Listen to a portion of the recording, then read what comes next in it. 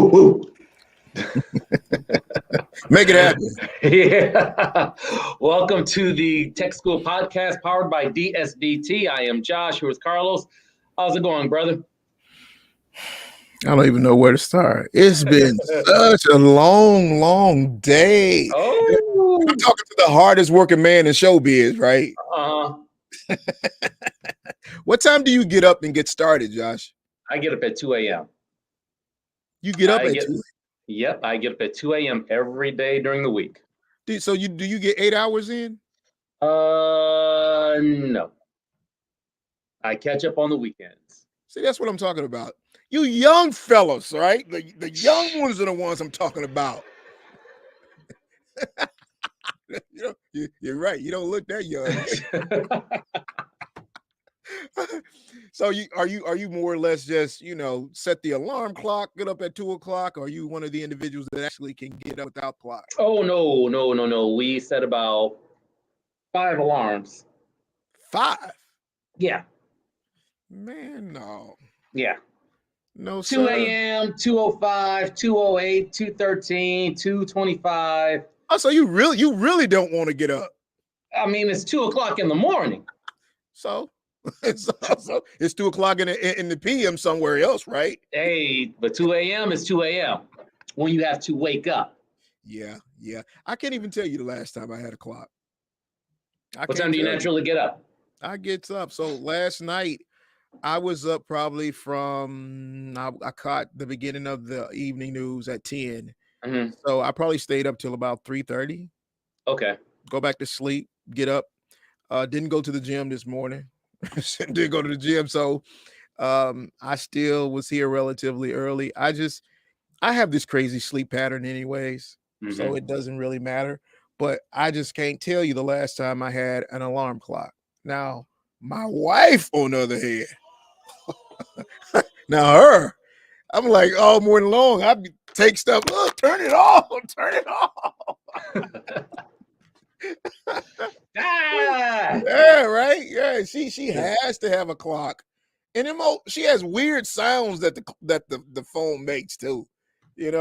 Whereas with me, if I know I have to be up, 1, if it's too close to that time, I won't go back to bed, and 2, I always get up. I can't tell you the last time that I missed anything. I'm going to show you my alarm sound if I can find. Oh, yeah. Get ready. Hold on. I know. Where do I set my own, man? Okay. Do me a favor. Call my number right now. It's the same as my ringtone. Okay. Let's see what happens here, y'all. And remember, this is not previously recorded. We are doing this as live. Right. We're gonna let me see where it is. Let me see.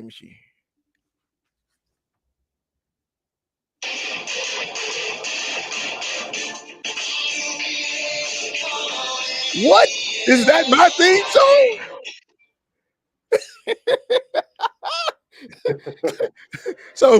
So I get the Heat in the Night theme song. Does everybody get that? In the air tonight. Phil Collins. Does everybody get it? That's my alarm. Yeah. I mean, well, that's my ringtone and my alarm. Dang, I thought I had my own theme music when I call your phone. No. I thought I had my own. I'm like, wait a minute. I called Josh's phone. I got my own theme music. I thought I was going to have to reciprocate. Not quite. Put some theme music on my phone for Josh when he calls. It'd been like some evening news music. Wow, man. Wow. So I don't have any dial tones, any of that. And as a matter of fact, just not to be long-winded about it. Oh. I have the ringtone on my phone is turned off. Okay. If you text message me, it doesn't come through on my screen. I just feel like so much of it can be a distraction at times. I mean, because if I go through my phone right now, I got messages I need to reply back to since this morning. Mm-hmm. And so it's just easier for me. It works.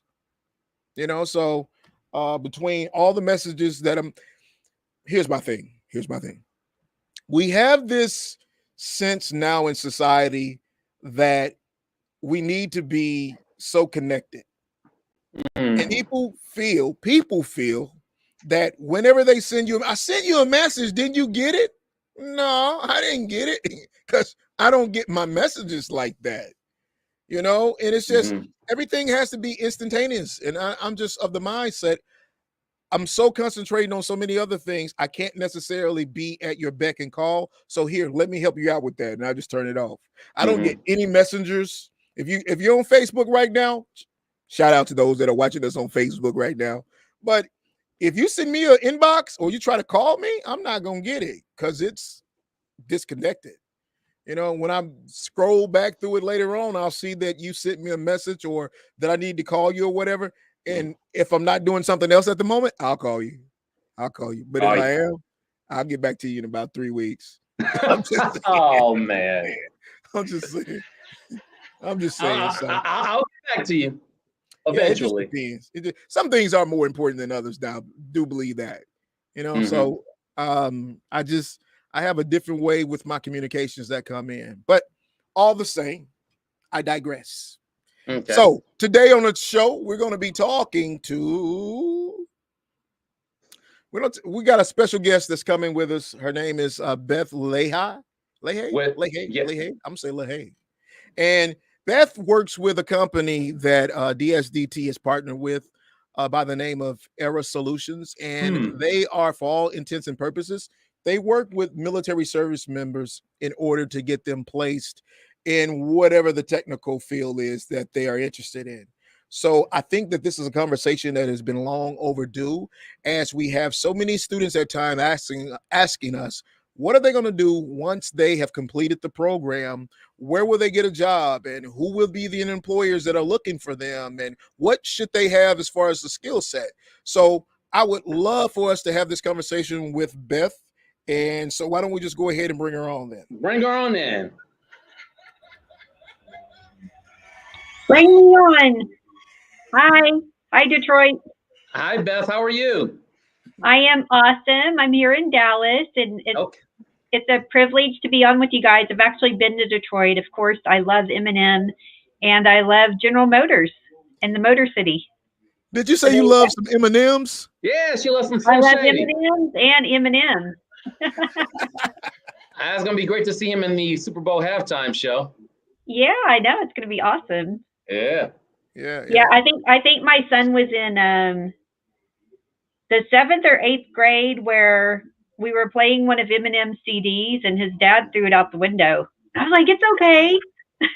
Right. Well, okay, so I got to ask, do you remember which CD it was? Probably the first one. It's probably one of the original ones. Yeah, it's probably pretty. Right. It's probably pretty bad, but I was one of those cool skateboard moms. Yeah, see, and I'll tell you right now, that's probably my favorite of Eminem's. His first one. Second one. That first CD is a classic.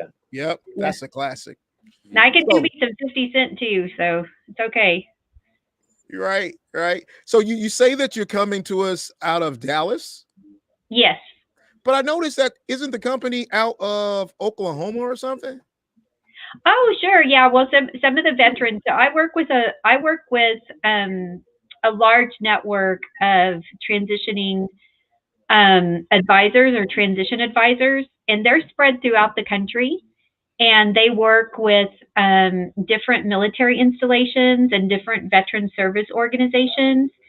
So it's all about having people at the point of contact with the soldier that's in transition.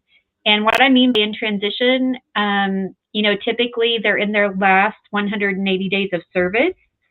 And the U.S. military is really awesome about supporting those veterans with all kinds of great programs to help them learn how to go out and seek employment, outside of the military. So how long have you guys even been around? Because you really are new to me, and I know my team has been working with you for quite some time. But I'm really looking forward to getting the gist of exactly who you guys are and what it is that you have to offer to the communities of veterans that we service. Okay, sure. Yeah. So Hector Guerra, he's the founder, and he's been around for quite a long time, and he served 20 years in the Army. He was actually an Army recruiter. And he has a product. It's called My Map Plan that I think of it as kind of like a LinkedIn for the military, where we can follow you for life to help you not just get your first job, but help you get, you know, future jobs as well. And it has some great resources on it. It has some resume templates, but it's a way to get connected, kind of like you talked about, Karlos, that you disconnect. What happens if you go on a lot of these normal platforms, everyone's using them to try to sell you something or to connect with you or get your attention. So Hector actually designed his system with that in mind, to kind of have something that's special for, you know, people that just want to honestly connect with the employers that are going to hire them. So that's one thing that we do. We also, like, the main thing is that we work with really awesome technology boot camps, like the Detroit School of Digital Technology, and we represent them through several ways. One would be in the veteran community, and those are, you know, people that have already left the service. Maybe they've had jobs, and, you know, maybe they didn't pick the best first career, and now they're interested in getting into technology careers. So we work with them, we educate them, we introduce them to DSDT and their programs. And then the other, like I said, is well, actually there's several. There's the transitioning soldiers. And we have representatives that are on the military installations that work with the education centers and coordinate career skills programs. So with the Army, it's called a career skills program. With all the other branches, it's called the DoD Skill Bridge. And so we're we're the bridge between an employer and a training provider. So what we do is unique, because you'll see lots of different vendors, for lack of a better word, out there, you know, that want to get your information, want to get you, you know, in their systems and things like that. But we focus specifically on finding employers that want to hire and matching them with boot camp programs that are going to provide the skill set that they want to hire for.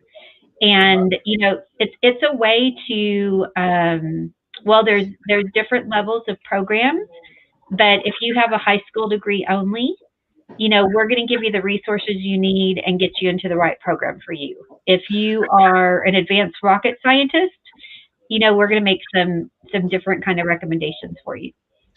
Beth, how did your... I'm sorry, Josh. You know I'll do it all day. Go ahead. Yeah. Now, I'm just curious, how did your agency become to get established? When? Oh, goodness. These are great questions for the founder. I should have had him with me today. You know, really what I can best say is that it's formed out of a heart of service.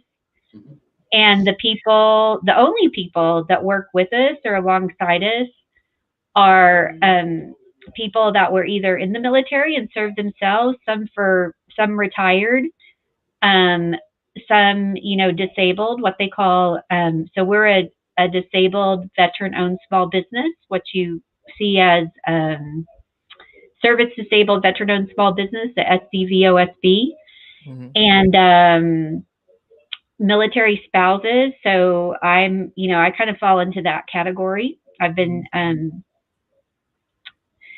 and, you know, daughters, sons. My father was in the Air Force. So, yeah, so people that are familiar, we look for people that are familiar with what it's like to transition, because it's hard. Because if you think about it, a service member, like, let's take my dad, for example. He joined the Air Force straight out of high school. He was 18. He's now 84. And he worked on, you know, F-102s in the Air Force back at Travis Air Force Base. And, you know, when he got out of the military, they didn't have the GI Bill for transitioning veterans. That came about, I think, with the Readjustment Act. Like, he said it was like 1959 before he actually got GI Bill benefits to be able to go to college and get his degree. You know, so you hear, and then a lot of people, you know, straight out of high school that join the military, they don't know what they want to do. And a lot of times, the jobs that they end up doing in the military, hey, that's what they know, but they may or may not translate to the civilian sector. Or what we find more often than not, being in the military, a lot of the things that you do, it's about teaching them how to translate those skill sets that are extremely valuable, into terms to talk about when you're doing interviews with civilian employers, because actually military guys, and gals, they have a lot of experience. They have project management skills, they have leadership skills. They know way more about computers and technology than they think they know, because a lot of things are getting modernized. They use computers. They have to, maintain security protocols. And so, what we do is we, help them learn how to talk about themselves in such a way that it's apparent, that they have these skills, and then they can relate them to the job that they're interviewing for. So that's a big part of it. A big part of it, even coupled with the training, is preparing someone to have the confidence. They actually learn quite a bit in the military that now ties into these new technology skills, and so they're not an entry level worker. So yeah, and a lot of things can happen where, if the civilian employers are not aware, they think, oh, this is an entry level worker that just came straight out of a boot camp, but they're not. They have such vast experience, leadership, project management, like I said, that they're not entry level. So we teach them how to talk about that, and then they end up hopefully, landing at a better place and just starting at that first level. So have you been in workforce development yourself for a while? Not really. So I'll give you a little bit of background on myself. I went to Texas A&M, got a psychology degree, after I pretty much decided engineering wasn't going to be that good of an effort, or it was too much math and I was going to have to study too much. So I'm just being honest. I later went on and got my MBA. So I started my career at AT&T, but I've always been in technology. And I think, something, I'm glad you asked me this, because I think what a lot of people don't understand is, they think that you have to be really smart to be in technology, or you have to, wow, those guys know stuff that I could never learn. And it's absolutely not true. I've been in technology sales, worked with technical people, worked with software companies, and, I've never had a job where the keyboard was that important, or where I even had to code. So there's literally so many, about, virtually every company is using technology today. So there's so many jobs that you're just really not aware of that require technical skills that have nothing to do with coding. Okay. Yeah. So, because I was about to try to qualify what you were saying as I was listening to it, right? And you got to remember, this is Karlos listening to it. What I heard you say was that there's not a lot of smart people in technology. Is that what you said?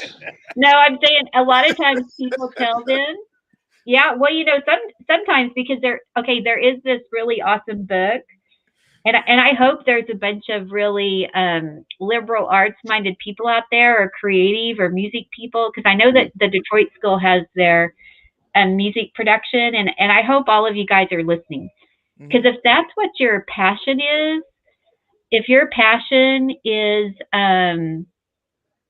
about music, technology is involved in that. If your passion is about poetry, technology is involved in this nowadays, just like this podcast that we're on. So you need to have a basic technology education. And, thankfully, the public school system, and, the kids starting school with, computers and kindergarten and stuff, is really helping them get those basic skills. But having that foundation, there's so much more that you can explore and do on your own, just out of curiosity. So if you're out there, you don't necessarily know that in the future you're going to be a web developer. And I'll give you an example. About 5 years ago, The tech guys, if you work in a big company, the tech guys get tired of you coming and asking questions. So they'll get to a point if you're asking them too many questions where they'll look at you and they'll say, go Google it, right? So Google became... Sound like they was taking one of my classes. So Google it. Yeah, Google or YouTube it. Right. Yeah. Yeah, no, exactly. Hey, I'm up there, and Google's like one of my best friends, honestly. Right. Because I try to figure it out first before I go ask someone for help. And that's what inspired me about 5 years ago to build my own website. Actually, I think it was 7 years ago. And I spent one day on a Saturday, and I selected GoDaddy, and I downloaded some WordPress themes, and I created the Data Science Beagle. And that's been my, personal brand, my blog brand today, my son and I. And after that, I just started developing the confidence that, hey, I can Google it. Now, I don't suggest that you Google medical advice, because that can really take you off track. You really should go see your doctor. But hey, this technology stuff, it's okay to break it. Somebody probably can fix it if you really mess it up that bad. So I'm just suggesting that you don't have to wait. You can start doing stuff now. So if you're interested in getting into a career in cybersecurity, start being curious about it now. Read blogs. There's a great blog, Dark Reading. Find out what these hackers are doing. Find out why companies need to keep their data safe. Like, pay attention. Read all that you can, but also learn to start doing that. Take, online courses. And now the reason that you want to do that is because when you come to the Detroit school and you make this investment in yourself, and you want us to help you get employed, we really want you to benefit from the instructors and the peers that you're in the boot camp with. Leverage each other, challenge each other, build things together, really operate like you're already at work. Because how this is going to make you stronger is when you're in those interview process with the companies that we set you up with to interview with, you're going to be able to talk from experience. And I can't say that enough. So when you're in the boot camp, think about it as if you were at work. Challenge each other and challenge your instructors. Build projects. Try to hack into projects. You're going to come out really strong. I think the biggest things that I take away from everything that you're saying is the fact that allows you to have a portfolio. Yes. Yeah. And so many times people discredit how important it is to have that. I have had individuals who show up to an interview for me, and they may say that, I'm a digital media, I'm applying for a digital media instructor position, and I've been managing social media, blah, blah, blah. And I say, okay, show me an account on Instagram that you've been managing. And they'll say, what? That's like, show me an account, right? Pull up an account on Instagram and show me what you've been adding for content. And it's like, it totally throws them off guard. It's not traditionally the way interviews are done anymore, right? Right. I have the ability to go outside of the norm. So just because you come in and you're suit and your tie, and I know that you got a Harvard or a Stanford degree, and you're about to sit down and you want to lay that before me, okay, great, that's beautiful. And your certification is even beautiful. But at the end of the day, I need to really see if you know how to do what you're applying for. And exactly. That, to me, is why the portfolio is so important. Yeah. And it sounds like a general way to build up that portfolio is to be aggressive, do different things when you're on the job, like broaden your horizons. Yeah, and a lot of times you can just volunteer. So the nonprofit community or just your church, anywhere. Stop, stop, Did you just say I have to volunteer and not get paid? Hey, sometimes I've gotten my best jobs by doing that. So if you just start working for an organization and doing things, you'll be surprised. They might want to hire you. It happens. You just dropped a jewel. You just dropped, literally, you dropped a jewel. I think that so many times, and I got to say it this way, Josh. I think so many times we have younger people that come in and they think after they take a 2-week class that automatically they're now ready to become a cybersecurity analyst and they're going to be making $350,000 starting next week. That ain't going to happen. It doesn't happen that way. Who are you? I don't know who you are, right? But if you show up and you have a portfolio and you're willing to do what it takes in order to show me your potential, then who knows where you may end up in the organization. But the fact of the matter is, you're not even willing to give yourself a chance because you have these high expectations. Dumb them down. Dumb them down. At least get yourself an opportunity in the door by simply saying, you know what? I'm willing to show up on a Friday evening when nobody's here just to do X, Y, and Z for you because I truly believe that I have something to offer you. If you do that, chances are you're going to have a better mainstay than you would have otherwise. And I will tell you that the best thing about that advice is, you know, I go way back to the start of my career in 1991. And, you know, here I was with a master's degree and all this education. And AT&T put me in a contact center. And for 90 days, I had to make 100 phone calls a day. In fact, I still remember, you know, hey, this is Beth Riley with AT&T. How many phones and lines do you have? Because I needed to get a conversation going with a small business to see if they were ever going to move their business. Because, hey, then they might need a new phone system or need to transfer their service. And that 90 days, I would say, set me up for success for the rest of my life because I am still one of the best, you know, salespeople because of my ability to pick up the phone and talk to people. And a lot of people won't do what it takes to build that foundational skill set. It's going to serve you for the rest of your life. So even if you have to go to work for $15 an hour in a help desk situation, if you think about it, everything that you just learned at boot camp, if you're on the phone having to help customers solve their problems all day long, some of the silliest things like, hey, did you remember to plug in your, you know, computer? The really good tech people that are out there, the reason that they know so much is because they've done so much. So what you have to do is you have to think of those kind of jobs as basic entry level jobs as helping you accelerate experience. Because if you want to go into it and you want to be a spine surgeon and all you ever operate on are spines, then if someone comes in and they've broken their toe, you can't operate it on it because you don't know how. So what these entry level skill sets do for you is it gives you such a broad base of experience, but it also teaches you customer service and it teaches you how to sometimes help people discover how to fix things themselves. And so you can receive a lot of joy out of it.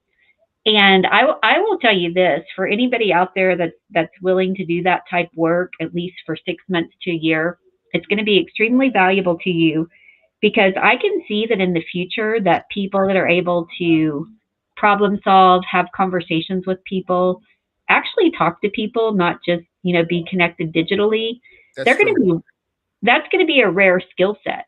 That's true. You know, so if you still have the opportunity to get into one of those kind of jobs and that's your only choice, you should look at it in a lot different way than maybe you're thinking. It's not a bad thing. It's actually a good thing that's going to serve you for a long time. Beth, have I met you before today, or is there because it seems as though we're on the same wavelength. I mean, verbatim, it sounds like you're me because I truly believe that we are getting away from the day and age where people want to talk to each other and the value is lost somewhere in that communication. You know, it is. Well, yeah. I mean, I grew up in the era where I had the, you know, Princess phone and a black and white TV. So, I mean, this is what's been fortunate for me. And I'll just tell you guys, in the future, I want to be a robot psychologist because I'll tell you what, humans are going to drive robots crazy and they're going to need somebody to come talk to. So, and that's a real thing. Go Google it. You guys can Google robot psychology because that's going to be a real thing, and I'm going to be really good at it. No, I believe you. I believe you. You can come back any day and expound upon that as well. Believe me, because I want to go there with you. Okay, I have a lot of fun. So, oh yeah, I got to go back because I needed to tell you guys the name of that book you need to read. It's called The Fuzzy and the Techie, and it was probably written about 10 years ago. But all of the creative people out there, you're going to rule the digital world. Because I want to go back to your question where you said that I said that tech people weren't smart. No, that's what I heard. I didn't say you said it. I said that's what I heard. I didn't say that, but they may not be creative. So when you can combine creativity with technical knowledge, the world is yours. Right. Or if you can work on teams or collaborate with each other, they call it, agile teams. And that's where a certain group of people that have different skill sets can work together and build something pretty amazing. Yeah. So. Yep. I believe that wholeheartedly. So here's my question. So we were looking over some topics that are making the labor market news right now.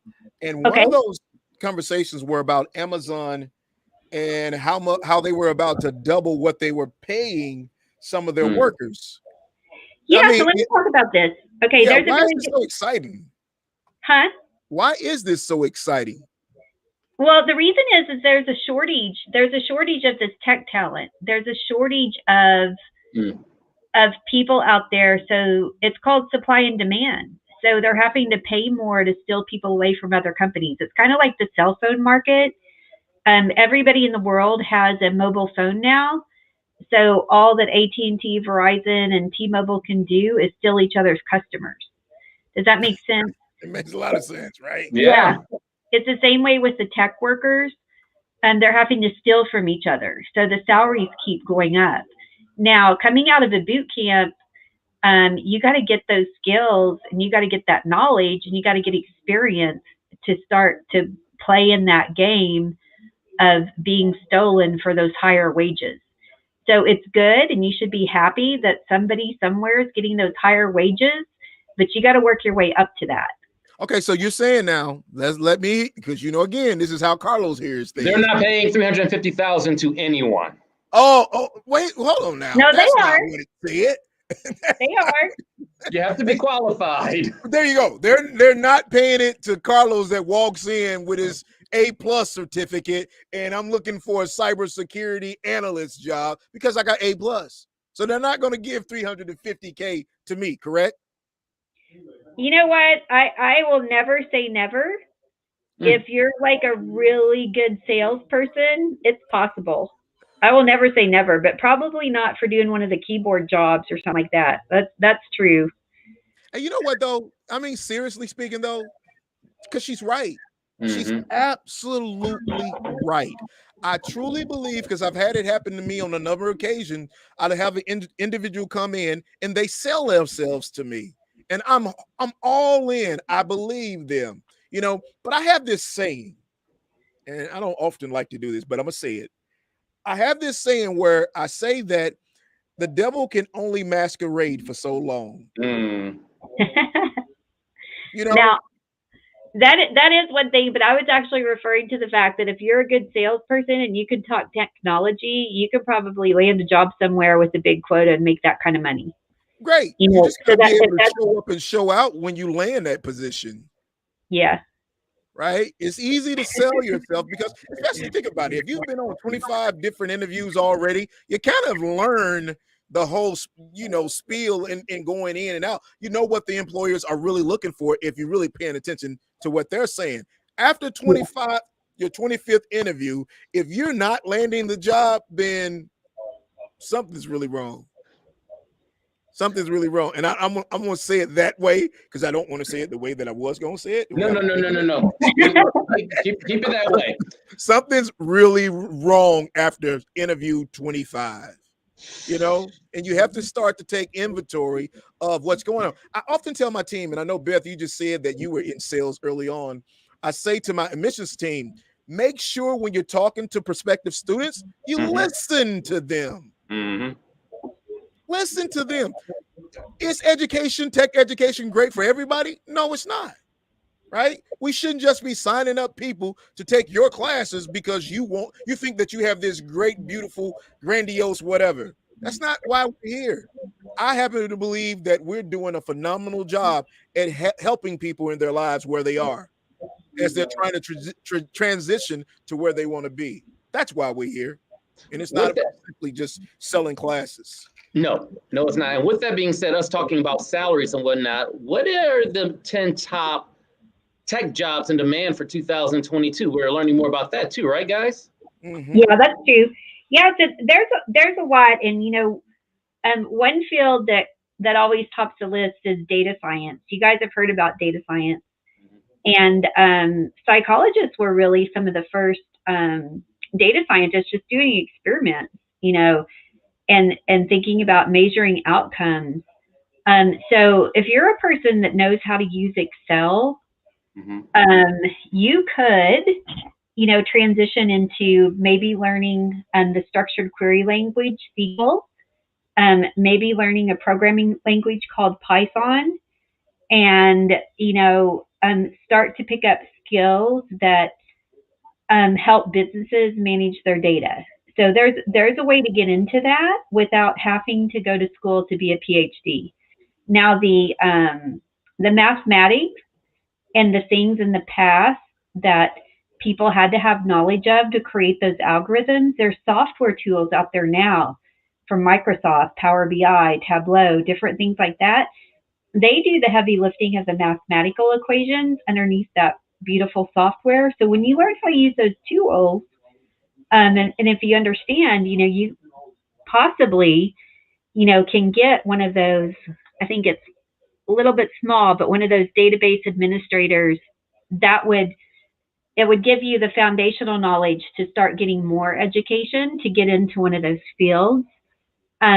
Information security analyst, a great way to get into that is to start with the Tech 2 and then go to the Tech 6 boot camp and take one of those help desk jobs. I mean, you're not going to have one for that long. Have one of those jobs for 1 or 2 years and get your certification and prove that you have that knowledge, and you can start, interviewing to move up.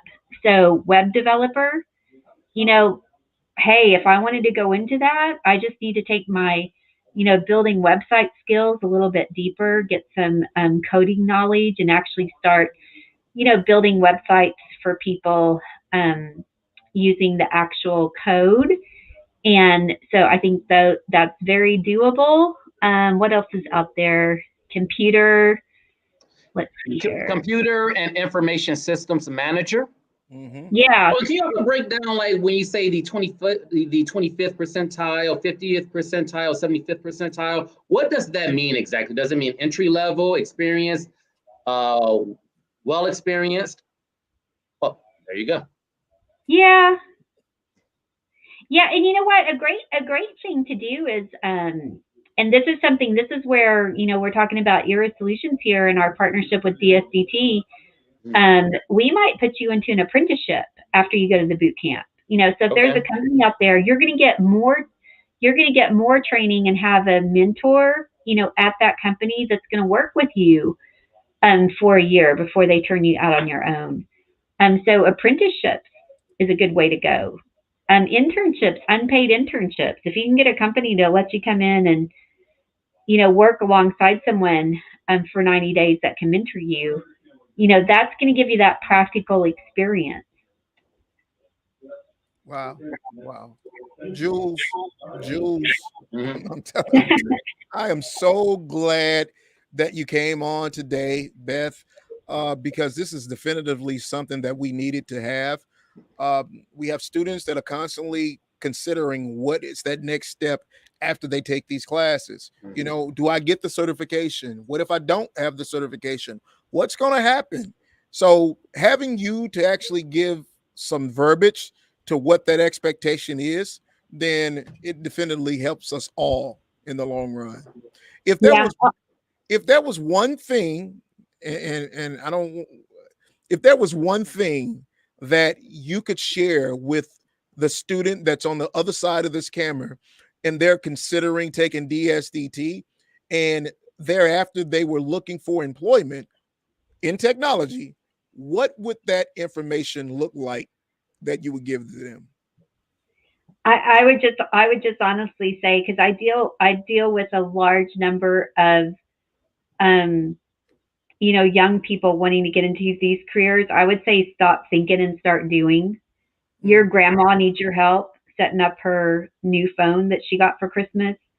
And the things are out there. See if you enjoy it, if you're curious, if you like to solve puzzles and problems. The technology career path can be really great for you. So just start doing things. Your toaster, your oven, all that kind of stuff is going to, be automated in the future. So you might as well learn what's underneath these devices that you enjoy, and these communication systems, and even video gaming. Learn what's underneath all these applications, and go into it with a lot of curiosity. You're going to get a job. Leave it at that.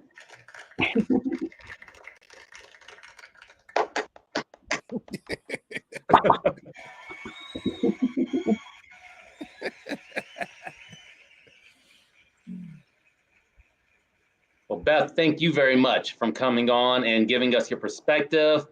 I mean, you really broke it down in logic. And those who are watching, I hope they really take your advice. It was spot on, my friend, spot on. Thank you. Thanks, guys, for having me. Thank you, Beth. Look forward to another conversation soon. Mm-hmm. Sure, right. Thank you. All right, bye. Bye now. Bye. Hey, listen, I just want to say this. I want to say this before we go into this commercial break. And we do have one of the instructors coming up, Mr. Nakia Mohammed will be coming up to talk a little bit about his role here at DSDT and what he's had to offer in this program. But let me just say this before we go. I got to say this. Go ahead and say it. If you are a spine surgeon and you are considering operating on my toe, then please do not Google the information. I'm just saying, don't Google, don't YouTube, stay in your lane. I'm just saying, Josh. I'm just saying. Stay in your lane. Know what you do best and stick with it. There it is.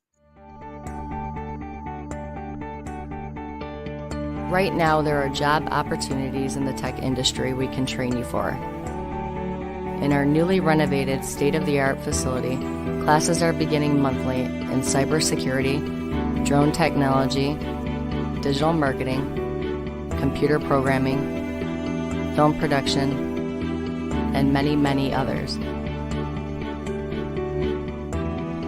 If you live in the Metro Detroit area and you're looking to learn a skill local employers are demanding, but one that isn't that of a laborer, at DSDT, you can learn a lot in less than a year.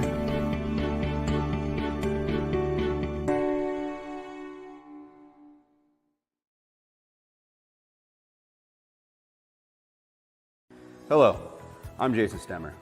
I served 5 years as a combat engineer in the United States Army. In the summer of 2019, I joined DSDT to learn advancing technologies in computer support, networking, cybersecurity, many valuable tools in digital media. DSDT is partnered with a lot of veteran-friendly employers, and with the help of DSDT's job placement assistance, I was able to quickly begin work in the IT field. I'm very pleased with this direction, as there is unlimited potential in the technology field, with no signs of growth or demand ever slowing. So come in for a visit, take a tour, and schedule a meeting with an advisor. DSDT really changed my life for the better, and it can change yours.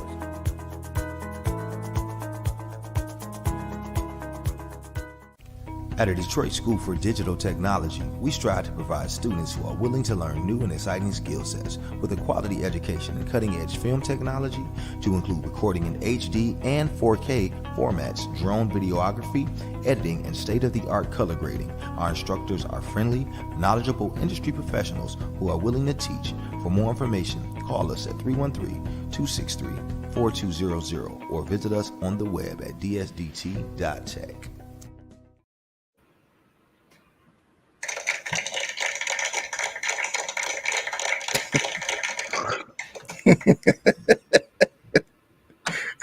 Hey, work with me. Work with me, please. Work with me. Working with you. Working with you. All good. All good. Okay, so Nakia Muhammad is an instructor with DSDT. Nakia is he's Nakia. an instructor with us. Nakia has been with us for a while, and we're so fortunate to be able to actually get him on, because you got to think we're in our third season, and I don't think Nakia has been on one time. No, I do not recall the name. Yeah, Nakia has somehow he was one of the ones who went out the first beginning of COVID for the remote work, and he wanted to work remote forever. I'm just saying. But he came back. He's back. Nakia has been with us for quite some time. So without further ado, why don't we just bring Nakia on and let him tell us about him? Nakia.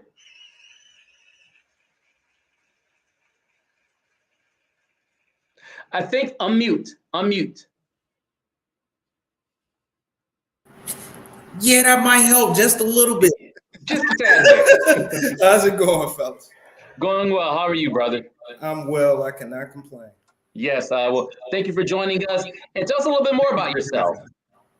Karlos pretty much covered it. I have been with DSDT going on 6 years. Actually, it'll be 6 years next month. I was brought on through one of the many programs that DSDT works with initially, coming through that program. Like, yeah, we want to get this guy some additional training. And Karlos speaks of this, our first introductions to one another. Initially, like, yeah, no, I don't know if this guy's gonna work out, because himself and his wife, Miss Harris, they're like, you know what? Training, this guy has all of the things that we're doing right now. Can we hire him? And I was grateful for that, and have served in different capacities over those 6 years here. It's been a ride, and it's been a good ride, and lots of learning experiences. I really enjoy, for me, the students that I touch. And when I see the gears start clicking and the lights start coming on, and having students contact me about projects, them building computers, or some specific scenario that they're dealing with, I take joy and pride in those individuals that take what we do here and actually apply it, and they go wherever it is that their heart desires. But me knowing that I had a part to play in their growth and development, whether it's simply on the educational aspect of things or professionally when they move into these different arenas, it does something for me, which is why I stick around and I do what I do. Can I interrupt right quick? This is an emergency broadcast situation. Now, he just gave you a quick scenario of our first meetings. But let me tell you the Karlos version, because I'm always going to tell you guys my version, right? When I first met Nakia, I thought, hell to the no. Why to the no? I said, hell to the no. He's not going to work. Heck no, he's not going to work. We're trying to do something here. And I always tell this, which he alluded to. I learned a long time ago to stop judging people by their cover. Stop judging people by the cover, And he just said he's been here almost 6 years. I didn't even realize it's been that long. Nakia has been one of the best people. I won't even say employees. One of the best people that I have ever met in my life. The guy is upstanding in every way. And when I always say show up and show out, Nakia's been doing that since day one, and here I was because I had to grow into this position as well. I didn't just show up all of a sudden and I was a COO of DSDT and this is how it was supposed to be. You remember earlier how Beth was telling you about how you need to start out? because you're not just going to be all of a sudden the COO making $750,000 a year, and this is the way things. No. I had to get it right. And part of my growing process, Nakia was there for it, you know?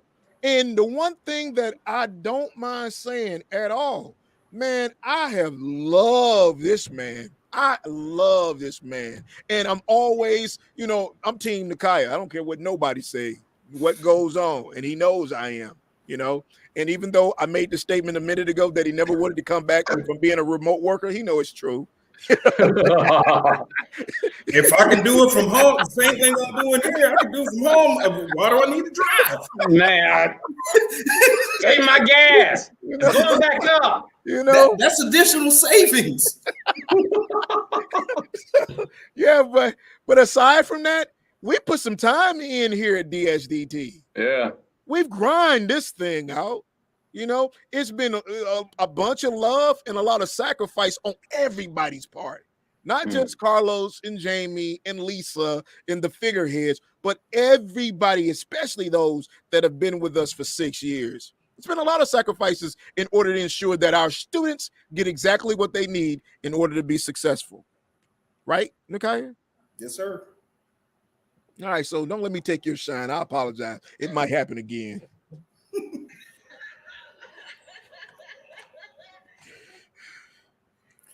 All right. Well, so, Nakia, tell me more about your teaching approach at DSDT, because it's interesting that Karlos said, don't judge by the cover. What was it about, I guess, your cover that threw Karlos off initially, but then once you got in and got acclimated, you're one of the best people there? It probably ties into what the young lady previously, Miss Beth, was saying. And I fully agree.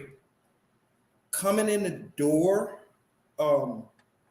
it's a fine line that you have to walk, knowing what you're worth, the body of knowledge that you have currently, and also understanding, okay, yes, I am, in this case, entering a new arena with regards to what I know. So you kind of have to dumb it down, yes, but also know your worth with regards to any employer, et cetera, and kind of try to walk the line. I may have came off, like Karlos was saying, I didn't necessarily dumb things down. Like, okay, I know this, I know this, I know this. I've been certified in this. I've been in this field. I've worked here, et cetera. This is what I know.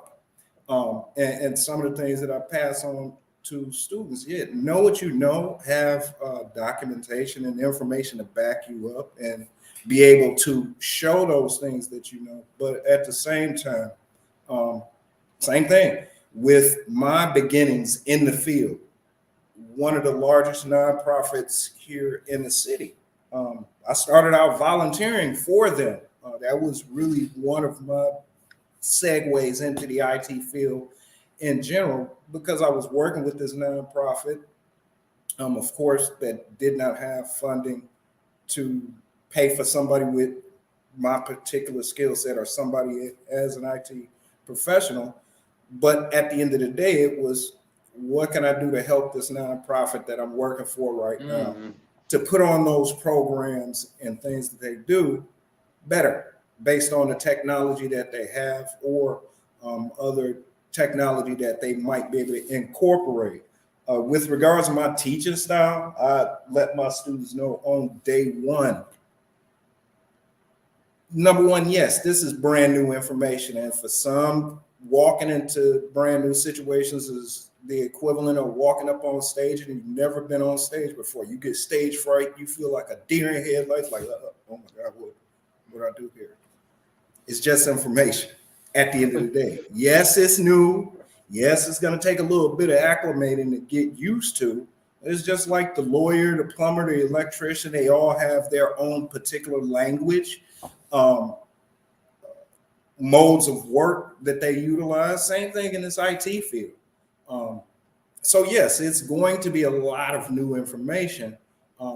And with that in mind, one of my biggest roles is to prepare my students, number one, to pass their national certifications, whether it's A+, what I refer to as the preschool of the IT world, simple break fix, those help desk positions that you guys were just discussing, all the way up to cybersecurity on this side of things. I teach all of those courses here on behalf of the school.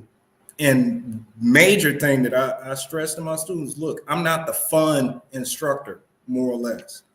I will drill or attempt to drill these terms and help you as you're reading this information. Okay, I know what that is, because that acronym, I remember that acronym, and that's dealing with X, Y, Z.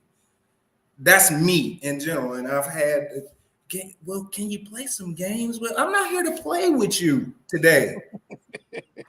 I'm here to prepare you for something. And I do what I do, not because I'm trying to be harsh. Is one, and I showed them my records and history. Yeah, see this exam? Yeah, I had to take it 3 or 4 times, 5 times before I successfully completed it. I don't want you to fall into the same pitfalls. I understand you're trying to excel yourself educationally. You're trying to break into the field. This piece of paper, this certification, is what helps to get you there.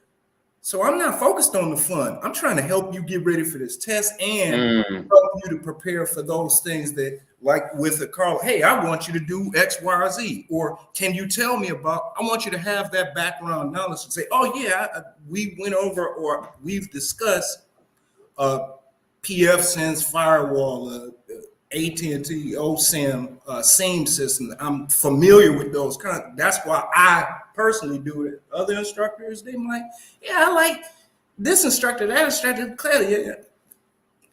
I'm here to teach you. Okay, so let me ask you, Nakia, what is, at the moment, what is the top certification that you have personally? CISA and penetration testing plus. Both of them are kind of like the equivalent of each other. They are two sides literally of the same coin. Cybersecurity, you're doing all of the defensive aspects. Penetration tester plus, you're acting as if you're that bad actor poking holes in people's systems to tell them, yeah, hey, look, you need to fix this, fix this, fix this, fix this. And here's some suggestions on how you could resolve those. And so when I met you 6 years ago, what was the highest cert you had at that time? Net Plus. Net Plus. Did you guys hear that on the other side of this camera? Say it again. Man just said he had, when he met me 6 years ago, Net Plus. And now he has CISA, he has pen testing.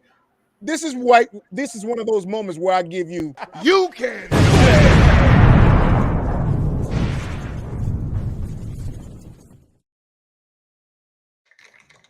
I mean,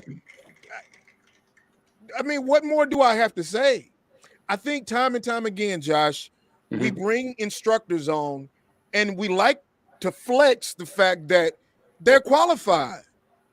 They are qualified to teach the materials that they have so that the next generation can get what they need to have in order to go get this job that we're saying that we can help you get. This isn't a game to us, you know? Like I said, now when I showed up, I wasn't qualified. I wasn't qualified. But trial and error. But listen, I happen to also believe to whom much is given, much is required. I didn't think I was ready. See, I hate to do this, Josh. I didn't think I was ready. Did Moses think he was ready? You know what I'm saying? Did he think he was ready? Wow. I didn't think I was ready. Many leaders don't. I was given this opportunity to lead a team, you know, the likes of Nakia. I'm telling you, Nakia has been phenomenal. If I go back in my mind and I even look at those first interactions, phenomenal. You already could see in him that he was striving to do something greater. I still see it now. And then so many times I tell my team members around here that I get it. We're literally at the probably exit stage left scene because I see where so many of them have grown, and now there's so many other opportunities that they may be able to take advantage of as well. And I'm okay with that. I really can say that I'm okay with that, because I don't think that this is supposed to be our all of ours in all and be all. Mm-hmm. I don't believe that, because just like we want so much better for our students, we also want it for the rest of our family as well. Again, Nakia, he's battle tested and tried now, and he's ready for whatever comes in this next phase of his life. The guy ain't getting no younger. I mean, look at him. We both got a few more grays. I'm just saying. And more popping up every day. Jeez. We got a few more grays. Yeah. So let me ask you this, Nakia. Yes, sir. Let me ask you this. If there was one thing that you could say to that potential student that was sitting on the other side of this camera right now, and they were listening to Beth talk about how they can get opportunities working with these various companies, and yet they need to have some form of certification. They don't need to have a degree, but they need to have a certification. And you, of all people now, you've taken all these certifications. You're a test taker. Karlos ain't taking no tests. I'm just saying. I'm just saying, not taking tests. You've taken all these tests up until this point. What would you say to that person that's sitting there knowing that they need to get that cert in order to get better opportunities? How would they avail themselves of your class and many of the other classes here at DSDT? Kind of cliche, but just do it. Legit. You can.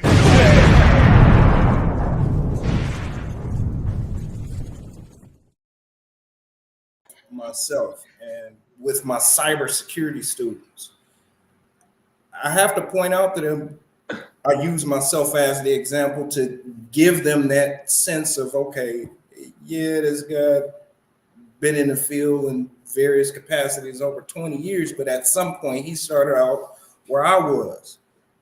CISA, for instance. Yeah, I want to jump right into cybersecurity. Can you do it? Yes, it's possible. Would I out the gate advise it based on individual? Do you already have some familiarity with IT related tasks? Maybe you can take those cybersecurity principles and mesh it with what you already know and jump into the cybersecurity field and possibly get these 6 figures that we've been talking about all day. The exception to the rule is what that is. Really, to get into cybersecurity, number one, I hope you like reading. And I don't care what you read. Read a comic book, read the New York Times, read your local newspaper, Esquire, something, but enjoy reading, because literally the job in and of itself, outside of all of the glitz and glamour and what you see, you are looking at a bunch of different systems all day. Log files, etc., trying to draw a determination. Is there anything based off of the training that I've received? Is there anything that I'm seeing on any of these systems that need to be addressed that indicates somebody is doing something crazy in my network or within this organization, whether it's an employee or someone from the outside? Bottom line, and if you don't like reading, I wouldn't suggest it. I would say, and one of the things that I ask many students, particularly when we had tours here in person, is, what do you actually like doing? You like working with your hands, you braid hair, you like reading books, etc. The technical terms that you'll find with job recruiters, those transferable skills. You like working with your hands, okay, A+, or being a PC technician would go good for you, because you're going to be doing a lot of those hands-on tasks. You analytical, you like the thinking jobs, okay. Cybersecurity, security, where you have to think about what the information that you're receiving. And there are so many niche areas in IT. Like one of my students now, during our introductions, he was saying, yeah, really, I'm into music and I got a small studio at home, but I wanted to take the tech classes because I'm always on the computer and I'm hooking up my beat machines, and I just wanted to know how. So there's somewhere with whatever you are currently doing, whatever you're currently interested in, almost guaranteed it's somewhere in the IT field. You like working alone? Okay, go out, get Network Plus and become a lineman, somebody who climbing up on these poles, running fiber optic lines or copper lines, and that's all you're doing. You're working by yourself and you get paid really good money. You like working with your hands? Go A plus. You thinking analytical, cybersecurity. You are familiar with processes and nonprofits and know that they deal with databases and they receive government funding, go be a database administrator. Point being, whatever you're currently doing, there's just might take a little thinking about it, but there's some transferable skills. Some of the same things that Ms. Beth was speaking of, that things that you're doing already that probably can be translated and correlated to some IT related field. So you can do it, of course. Karlos. Yes, sir. This instructor just laid it out perfectly. But I have to call the elephant in the room. You have never done, you can do it, twice in one episode. That's He's just trying to make me feel. Look, he just asked me for something. He buttering me up right now. Don't believe Nas. That's just how much you nailed it. I appreciate it, and I'm glad that I'm able to give you guys and our viewership that information. Again, I let's cut the games. Not necessarily the fun thing. Here's the information that you need. Mm-hmm. Yeah. So to qualify it, I was talking earlier because we have a program that's starting tomorrow, and I have 5 individuals who will be going through a 14-week boot camp in order to get technology training, and then we're going to be placing them afterwards. And these individuals, they are what I call justice impacted. And in some parts of the country, we call them returning citizens, yada, yada, yada. Mm-hmm. And in talking to one of them, he was sharing with me, he just came home not too long ago, and he was up in Baraga, up in level 5 when he was sent home. A lot of people don't understand what that means, but that means that he was in maximum security while he was inside. And he's a young guy, he's 27 years old. And so to hear Nakia lay out the roadmap of what a person can aspire to do if they simply just apply themselves, it's deserving of a you can do it moment. Absolutely. Because those are the people. I mean, I look at the numbers after we do these shows and I see the platforms where people are engaging with the content. And maybe we only have a few eyes right now, but afterwards, when the lights are down and the mic is turned off, people are seeing these words. They're hearing these messages. I had the young guy tell me this morning that he had my flyer that I sent out for a month before he decided to call us.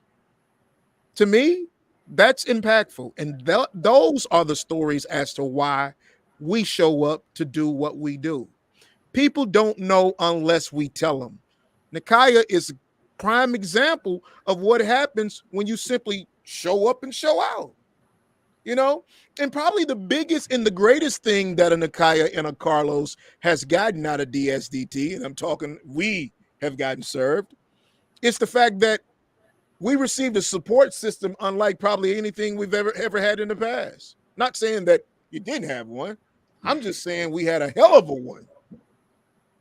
Because for the first time in my life, I could aspire to do something other than some of the stuff that I was doing or I was being told that I could do.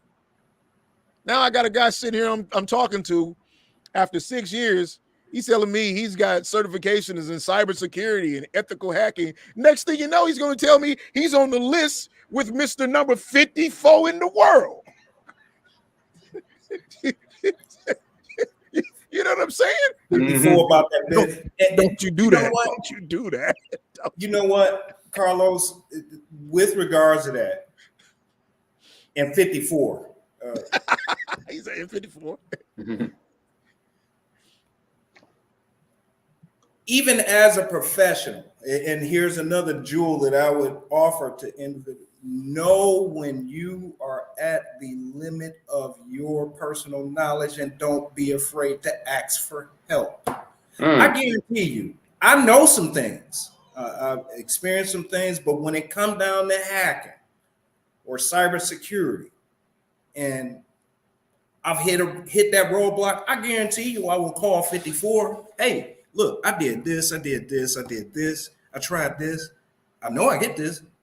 Hey man, what am I doing wrong? And for him, hacking is like breathing or your heartbeat. He explains stuff, and I'm like, dude, what kind of brain, what kind of mind are you? But the point being is, I know when I'm at the limit of my knowledge, and I'm not afraid to, number one, say, you know what?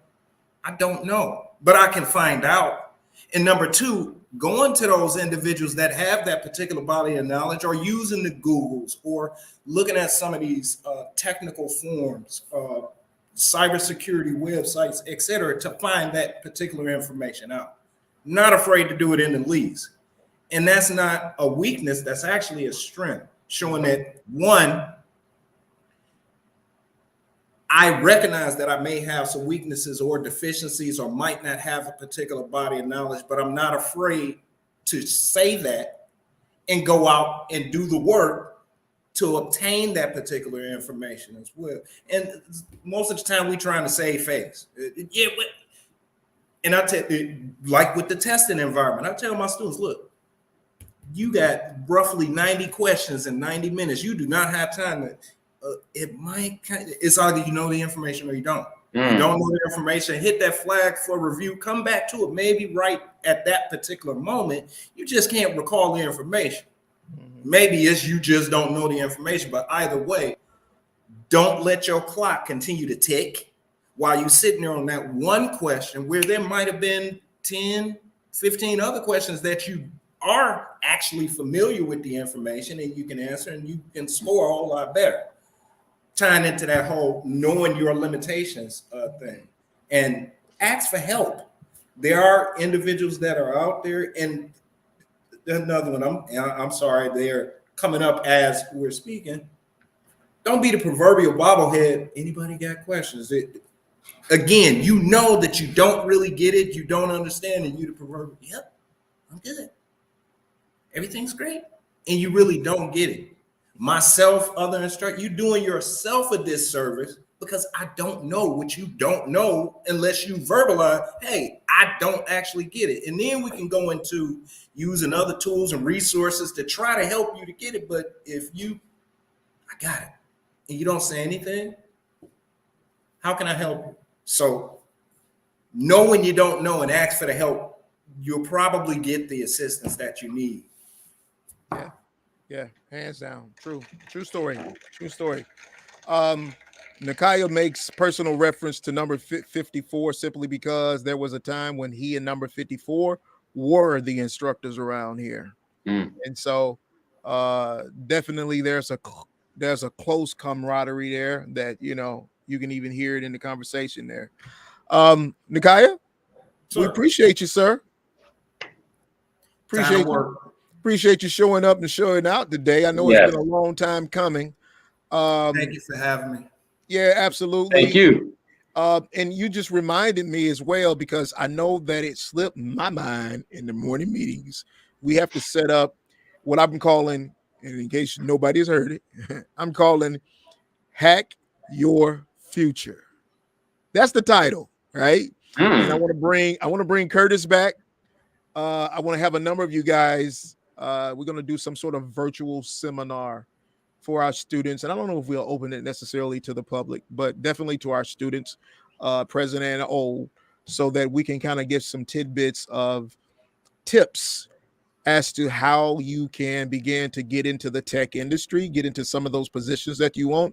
But by far, I think we've learned so much today, you know, just from your account as well as Beth. You know, if you go back and you listen to this episode, you're going to hear by far what you have to do in order to get your shot.